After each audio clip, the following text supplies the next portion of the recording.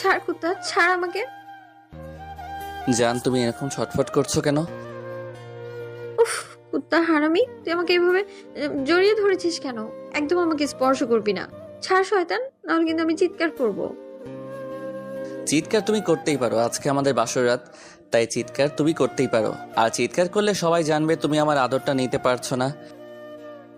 তা হারামি, একদম উল্টাপাল্টা কথা বলবি না। জান, এভাবে কেউ কথা বলে? হ্যাঁ, হারামি, তোর সাথে আর কিভাবে কথা বলবো রে?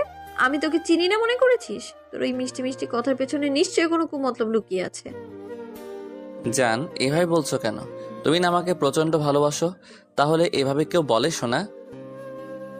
ইমরানকে ধাক্কা দিয়ে সরিয়ে রাগী কণ্ঠে লিজা বলে, এই কুত্তা হারামি, তোকে কে ভালোবাসে রে? হ্যাঁ, আর তুই আমাকে বিয়ে করেছিস কেন বল? হুম হুম, হা।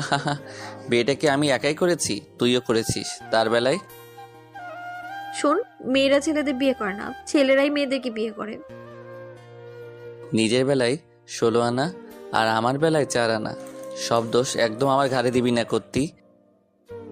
হারামি কুত্তা, সব তোর দোষ। তোর জন্যই আমাকে বিয়েটা করতে হয়েছে, নাহলে তোর মতো কুত্তাকে কে বিয়ে করবে? আর আমি যে তোর মতো একটা গাদিকে বিয়ে করলাম তার বেলায়, আমি কি জানি না মনে করেছিস তুই আমার লাইফে এসেছিস আমার লাইফটাকে জড়িয়ে পড়িয়ে ছাড়খাড় করে দিতে? সেটা আমি হাড়ে হাড়ে জানি। তোর জন্যই এমনটা হয়েছে। তোকে কে বলেছিল আঙ্কেল আন্টির কাছে সবটা বলতে? তার জন্যই তো আজকে বিয়েটা করতে হলো। আঙ্কেল আন্টির কাছে তুই সবটা বলেছিস, না হলে এরকমটা হতোই না। হ্যাঁ, তোর মতো কুত্তিকে বিয়ে করতে আমার বয়ে গেছে। তুই কি ভেবেছিস তোর মতো একটা গাদিকে বিয়ে করার জন্য আমি আব্বু আম্মুর হাত পা জড়িয়ে ধরে কান্নাকাটি করেছি? কে বলতে পারে, করতেও পারিস। আর আমার তো মনে হচ্ছে এমনটাই হয়েছে।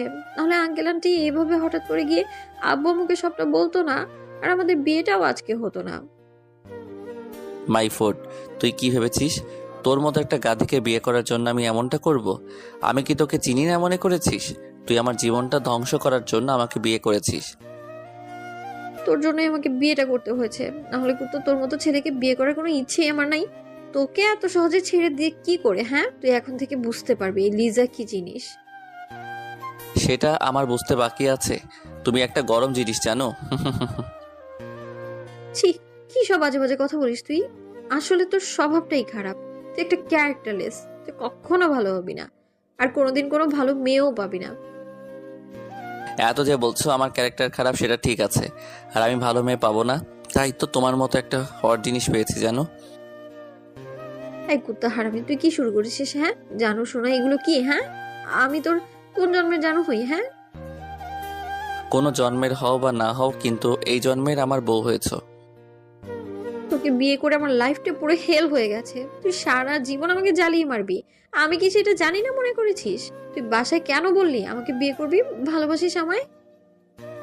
লিজা ইমরানের কলার ধরে কথাগুলো বলতেই ও লিজাকে ছাড়িয়ে নিয়ে বলল, শোনো, এসব বাসায় বলতে বয়েই গেছে। কে বলেছিল আব্বু আম্মুর সামনে তুই আমাকে ভালোবাসিস? আমি আবার কখন বললাম কুত্তা একটা? একদম সাধু সাজার চেষ্টা করবি না। তুই কি মনে করেছিস আমি কিছুই জানি না? আব্বু আম্মু আমাকে সবটাই বলেছে। তুমি নাকি সেদিন ফোন দিয়ে আব্বু আম্মুকে বলেছিস তুই আমার গার্লফ্রেন্ড, আমাকে ভালোবাসিস, আমাকে ছাড়া থাকতে পারবি না। বাসা থেকে তোর বিয়ে ঠিক করে দিয়েছে। তুই যদি আমাকে না পাস সুইসাইড করবি। এই করতি, এগুলো কে বলেছিল? আমি নাকি তুই? তোকে কে বলতে বলেছে তোর মতো একটা গাধি আমার গার্লফ্রেন্ড? আমি তো একটু মজা করছিলাম, কিন্তু আমি জানতাম না কি এরকম কিছু হয়ে যাবে। আঙ্কেল আন্টি সবটা সিরিয়াস ভাবে নেবে। তুই আমাকে বারবার গাধি বলছিস। আমি গাধি হলে তুই একটা হনুমান। মজা করেছো তাই না? জানো, এখন মজা করো। মজাটা জায়গা বুঝে, সিচুয়েশন বুঝে করতে হয়। তুমি সেটাও জানো না। তুমি জানো আব্বু আম্মু কতটা সিরিয়াস, আর তুমি এই বিষয়টা নিয়ে মজা করলে। এখন দেখো বিয়েটা করে নিতে হয়েছে। যাক, সামনে শীত আসছে, বিয়েটা করে নিয়েছি, এবার বউকে জড়িয়ে ধরে শান্তিতে ঘুমাতে পারবো। মানে? এত মানে বুঝতে হবে না। কাছে আসো বেবি, তোমাকে আদর করি। হারামি কুত্তা, তোর আদর নিতে আমার বই গেছে। একদম আমার কাছে আসবি না, তাহলে কিন্তু আমি সত্যি চিৎকার করব। বিয়েটা করেছে কি দূরে থাকার জন্য নাকি? হ্যাঁ, কাছে আসো, আদর করি। আর তুমি তো এটাই চেয়েছিলে, তাই না? তুমি আমার থেকে আদর চাও বলে, আমাকে ভালোবাসো বলে, নিজের করে পেতে চাও, তাই এরকম একটা নাটক করেছিলে। তাহলে এখন দূরে থাকবে কেন? আসো, কাছে আসো। এই না, তুই একদম আমার কাছে আসবি না। তাহলে আমার থেকে খারাপ আর কেউ হবে না। তুই কি ভেবেছিস? হ্যাঁ, তুই এসব বললেই আমি তোকে স্বামী হিসেবে মেনে নিব? কখনো না, তোকে আমি কখনো স্বামী হিসেবে মেনে নিব না। যদি ভাবিস তোর সাথে আমি সারা জীবন থাকবো, তাহলে সেটা তোর ভুল ধারণা। একটা দিন যেখানে তোর সাথে থাকতে পারবো না, সেখানে সারা জীবন আমি জ্বলে পড়ে ছাড় হয়ে যাব। হ্যাঁ, আর আমার কপালটা তো সোনায় বাঁধানো। তুই কি ভেবেছিস আমি কিছু জানি না? আমি সবটাই জানি। তোর জন্য আমাকে এখন বিয়েটা করতে হয়েছে। তাহলে রোমান্স করব না কেন?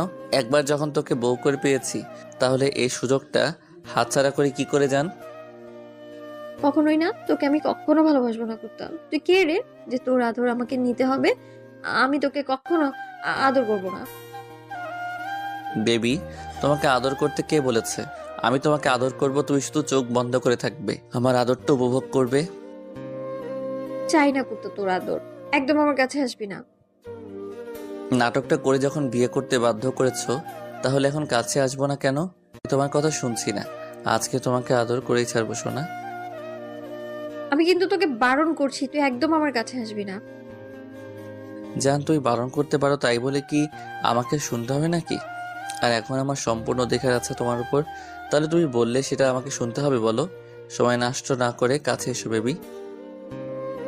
ইমরানের কথায় লিজা পিছিয়ে যেতে লাগলো। লিজার বুকের ভেতর হৃৎপিণ্ডটা লাফালাফি করছে ইমরানের কথাতে। ইমরান হঠাৎই লিজার একটা হাত ধরে নিজের কাছে টেনে নিল ও কোমরে জড়িয়ে ধরলো। ওকে নিজের অনেকটা কাছে নিয়ে আসলো। লিজা ড্যাব ড্যাব করে ইমরানের দিকে তাকিয়ে আছে। জান, তোমার হার্টবিটটা তো দ্রুত স্পাম্প করছে কেন বলো তো? মনে হচ্ছে হাতটা খুলে ভেতরে চলে আসবে। তুই আমার এত কাছে এসেছিস কেন? তুই আমার সাথে কিছু করবি না প্লিজ, তাহলে কিন্তু আমি তোর সাথে ফ্রেন্ডশিপ নষ্ট করে দিব। জানো, তুমি এত ভয় পাচ্ছ কেন? আর ফ্রেন্ডশিপ নষ্ট করলে করবে। এখন তো আমরা স্বামী স্ত্রী, তাহলে ফ্রেন্ডশিপ দিয়ে কি হবে? ফ্রেন্ডশিপের থেকেও তো বড় সম্পর্কের মধ্যে এখন আমরা আছি। জানো, বরের আদর পাওয়া আগেই এত ভয় পাচ্ছ, তাহলে আদর করলে কি করবে? প্লিজ, তুই আমার সাথে উল্টাপাল্টা কিছু করবি না, তাহলে কিন্তু আমি সত্যি চিৎকার করব। চিৎকার করবে করো, কে বারণ করেছে? আমি তোমাকে বারণ করেছি? বারবার চিৎকার করব করব বলছো, কিন্তু করতে পারছো না। আমি কি তোমাকে সাহায্য করব? দেখো, এত নাটক না করে চুপচাপ থাকো। আমি তোমাকে আদর করি। চাই না তোর আদর আমার। আমি তোকে ভালোবাসি না, আর স্বামী হিসেবে মানিও না। তাহলে তুই আমায় আদর করবি কেন? একদম আমাকে স্পর্শ করবি না। জান, তুমি এত ভয় পাচ্ছ কেন? তোমাকে আদর করব, ব্যথা তো দিব না। দেখো, আজকে এত কিছু করব না, শোনা। রাগ করলেও তুমি ব্যথা পাবে না, দেখো। আমি ইমরান লিজাকে আরো কিছু বলতে দিল না, তার আগেই চার ঠোঁট এক করে দিল। ইমরানের স্পর্শে লিজার ভেতরে নিমিষের মধ্যে একটা কারেন্ট হয়ে গেল। আজকে ইমরানও প্রথমবার কোনো মেয়েকে আজকে স্পর্শ করেছে। ইমরান লিজার ঠোঁটজোড়া চকলেটের মতো চুষে যাচ্ছে। ওর ঠোঁটজোড়া ইমরানের কাছে এতটাই মিষ্টি লাগছে, যার জন্য ইমরান ওকে ছাড়তেই চাইছিল না। একটা সময় লিজার মনে পড়ল ও ইমরানকে মানতে পারবে না। সাথে সাথে ও ইমরানকে ধাক্কা মেরে সরিয়ে দিল। লিজাকে ছেড়ে দিলে ও রেগে গিয়ে ঠাস ঠাস করে ইমরানের গালে দুইটা থাপ্পড় মেরে দেয় আর বলতে শুরু করে, কুত্তা হারামি, আমি তোর সাথে মজা করছি না। আমি ভালো ভালো বলছি আমি তোকে মানি না। তাহলে তুই কেন আমার সাথে এমন বিহেভ করছিস? আমি তোকে বলেছি না আমি বিয়েতে রাজি ছিলাম না? তোকে স্বামী হিসেবে মানতে পারবো না আমি। তুই আমাকে মারলি? আমি কি এমন করেছি যার জন্য তুই আমার গায়ে হাত তুললি? এই, তুই আমাকে কিস করলি কেন? হ্যাঁ, নিজের বউকে কিস করা কি অপরাধ বল? আমি তোকে স্বামী হিসেবে মানি না। তাহলে বিয়েটা করেছিস কেন? তোর এই নাটকের জন্য আমাকে বিয়েটা করতে হলো। তুই আমাকে পছন্দ করিস না, কখনো ভালোবাসতে পারবি না, সেটা বলে দিতে পারতি। কোন সুযোগ তুই দিয়েছিস? শোন, দোষটা শুধু আমাকে দিবি না, সব দোষ তোর। তোর জন্য এমনটা হয়েছে। তোকে কে বলেছিল আব্বু আম্মুর সামনে এরকম একটা নাটক করতে? এখন আমার ঘাড়ে দোষ চাপিয়ে দেওয়া হচ্ছে। এখন নতুন নাটক না করে আমাকে ভালোভাবে মেনে নে।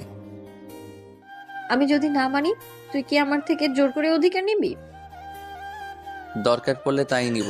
আর শোন, এখন নাটক না করে ঘুমিয়ে পড়। আমি জানি কয়েকটা দিন গেলে এমনিতেই তুই আমাকে ভালোবাসবি। কখনোই না। আমি তোকে কখনো ভালোবাসবো না। তোর জীবনটা আমি জ্বালিয়ে পুড়িয়ে শেষ করে দিব। তারপর তুই আমাকে নিজে ডিভোর্স দিবি। ডিভোর্সের কথা শুনে খুব খারাপ লাগলো।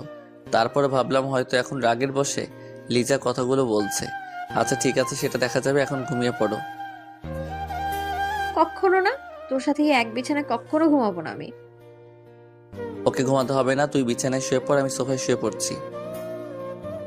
ভুলেও আমার দিকে নজর দিবি না। আমার কাছে আসার একদম চেষ্টা করবি না, তাহলে আমার থেকে খারাপ আর কেউ হবে না বলে দিলাম। আমি অতটাও বাজে নই যে কারো অনিচ্ছায় তার কাছে গিয়ে তার সাথে এসব করব। আর একটা সময় তুই এই ভুলটা বুঝতে পারবি। তখন নিজে থেকে চাইবি আমার আদরটা দেখিস, মিলিয়ে নিস। আর এত বেশি আমাকে কাছে পেতে চাইবি যার জন্য তোকে কান্না করতে হবে। ইমরান কথাটা বলেই ওয়াশরুমে চলে গেল। লিজা বক বক করতে লাগলো। একটা একটা করে দিন পার হচ্ছে আর লিজার ব্যবহারটা প্রতিদিনই পরিবর্তন হচ্ছে। লিজার অবহেলার কাছে ইমরানের নিজেকে অনেক বেশি অসহায় মনে হয়। ফ্রেন্ডশিপ থাকাকালীন অবস্থাতে ওদের মাঝে যতটুকু আন্ডারস্ট্যান্ডিং আর বন্ডিং ছিল, এখন তার থেকে দ্বিগুণ খারাপ ব্যবহার ইমরান লিজার থেকে পাচ্ছে। ইমরান জানে লিজার কোনো বয়ফ্রেন্ড নেই আর কাউকে ভালোবাসে না, তারপরও ওকে কেন স্বামী হিসেবে মেনে নিতে পারছে না ওর জানা নেই। প্রত্যেকদিন লিজা আব্বু আম্মুর কাছে ইমরানকে বকা খাওয়ায়, নানাভাবে ছোট করে। ইমরান তাতেও মন খারাপ করে না, ভাবে হয়তো একটা সময় লিজা ওকে ভালোবাসবে। কিন্তু লিজার ব্যবহারটা দিন দিন অসহ্যকর হয়ে পড়ছে। একটা মাসেই ও ইমরানের জীবনটা পুরো বিষিয়ে তুলেছে। ইমরান লিজাকে বারবার জিজ্ঞেস করছিল ও কি চায়। তখন লিজা বলে, তুই বুঝিস না আমি কি চাই? আমি তোর থেকে ডিভোর্স চাই। অনেক বেশি ঘৃণা করো আমাকে। যদি আমাদের বিয়েটা না হতো তাহলে এভাবে সম্পর্কটা নষ্ট করতে না, তাই না? লিজা কথাটা বলাতেই ইমরান একটু হাসার চেষ্টা করলো। ও আর কোনো কথা বলছে না, ওর মুখে কোনো কথা নেই, তাই বলতে লাগলো, তুই চলে যেতে চাইলে তো আর আটকে রাখতে পারবো না। আচ্ছা ঠিক আছে, তুই চিন্তা করিস না। তুই চাইলে বাসায় চলে যেতে পারিস। 6টা মাস পর তুই ডিভোর্স পেয়ে যাবি। আমারই ভুল ছিল, আমি সবটা না জেনেই তোকে বিয়ে করে নিয়েছিলাম। আমার বোঝা উচিত ছিল তোর মধ্যে একটা রাগী মেয়ে কাউকে কখনো ভালোবাসতে পারে না। অন্তত আমাকে তো নয়, শুধু বন্ধুত্বের জন্য তুই আমার সাথে কথা বলিস। না হলে আমাকে এত বেশি ঘৃণা করিস, সেটা আমাদের বিয়ে না হলে আমি বুঝতে পারতাম না। 15টা দিন এভাবেই কেটে গেল।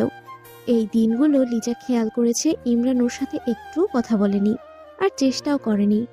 লিজা যতবারই ইমরানের সাথে কথা বলার চেষ্টা করেছে, ইমরান বারবার ওকে এড়িয়ে গেছে। এই বিষয়টা লিজা মেনে নিতে পারছিল না। প্রতিদিনে আজকেও ইমরান অফিস শেষ করে বাসায় আসে, দেখে লিজা রুমে নেই। ও ফ্রেশ হয়ে বেলকনিতে দাঁড়াতেই একটা ফোন আসে। রিসিভ করতেই ওপাশ থেকে কিছু একটা বললে ইমরান বলে, কি করব বল, মন খারাপটা এমনিতেই হয়ে যায়। কাউকে খুব বেশি ভালোবাসি তো, তাই সবসময় হারানোর ভয় থাকি। আচ্ছা একটা কথা বলতো, ভালোবাসলে কি অনেক কষ্ট পেতে হয়? আমিও না কাউকে ভালোবাসতে চাইনি, কিন্তু আব্বু আম্মুর কথাতে বিয়েটা করতে হয়েছিল। কয়েকটা দিন ওকে এত বেশি ভালোবেসে ফেলছি, যার জন্য মনে হয় কখনো ওকে ভুলতে পারবো না। তুই বল, আমি ওকে ছাড়া কি করে থাকবো? লিজা বুঝতে পারছিল ইমরান কতটা কষ্ট পাচ্ছে ভেতরে ভেতরে। ইমরানের কথা বলা শেষ হলে লিজা বুঝতে পারলো ওর চোখ দিয়ে টপ টপ করে পানি পড়ছে। ইমরানের কথা শুনে ওর বুকের ভেতর মোচড় দিয়ে উঠেছে। আজকে বারবার মনে হচ্ছিল এই মানুষটাকে ছেড়ে গেলে জীবনের সবচেয়ে বড় ভুলটা করবে। লিজা বেলকনিতে গিয়েই ইমরানকে পেছন থেকে জড়িয়ে ধরল। লিজার কর্মকাণ্ডে ইমরান ওকে ছাড়িয়ে নিয়ে ওর দিকে ঘুরে বলে, এভাবে জড়িয়ে ধরলি যে? ইমরান, আমায় মাফ করে দাও প্লিজ। আমি তোমার ভালোবাসাটা বুঝতে পারিনি। আমার ভুল হয়ে গেছে। আমি কখনো তোমার থেকে দূরে সরে যেতে চাইবো না প্লিজ। এখন থেকে তোমার মতো করেই তোমায় ভালোবাসার চেষ্টা করব। মানে ইমরান, আমি শুনতে পেয়েছি তুমি আমায় কতটা ভালোবাসো। আর এই কয়েকটা দিনে তুমি কতটা কষ্ট পেয়েছো। প্লিজ আমায় মাফ করে দাও। আর এরকম ভুল করবো না, দেখো। কি হয়েছে বলো তো, তোর এইভাবে কথা বলছিস কেন? এতদিন আমি একটা রাগ করে তোমার কাছে বারবার ডিভোর্স চেয়েছি, কিন্তু আজকে বুঝতে পেরেছি তুমি আমাকে কতটা ভালোবাসো। প্লিজ আমার কথায় রাগ করে থেকো না। আমাকে এভাবে কষ্ট দিও না। আমি আর তোমার থেকে দূরে সরে যেতে চাইবো না। একটাবার বুকে জড়িয়ে নাও আমায়। লিজা কথাটা বলে ফুপাতে লাগলো। ইমরান কথা বলছে না, তাই লিজা ওর পা ধরে মাফ চাইতে গেলে ইমরান ওকে বুকের সাথে শক্ত করে জড়িয়ে নিল। আর কখনো ছেড়ে যাওয়ার কথা বলবে না তো? ভুলেও না প্লিজ। আমায় মাফ করে দাও প্লিজ। আমি তোমার সব কষ্ট ভুলে গেছি যখন তুমি বলেছো আমাকে ভালোবাসো, আমাকে ছেড়ে যাবে না। আই লাভ ইউ পাগলি। Love you too. আমাদের ভিডিওটি কেমন লেগেছে তা কমেন্ট করে জানাতে ভুলবেন না। আর ভিডিওটি যদি ভালো লেগে থাকে তাহলে একটি লাইক করুন আর সাবস্ক্রাইব করে আমাদের পাশেই থাকুন। ধন্যবাদ সবাইকে আমাদের পাশে থাকার জন্য। আল্লাহ হাফেজ।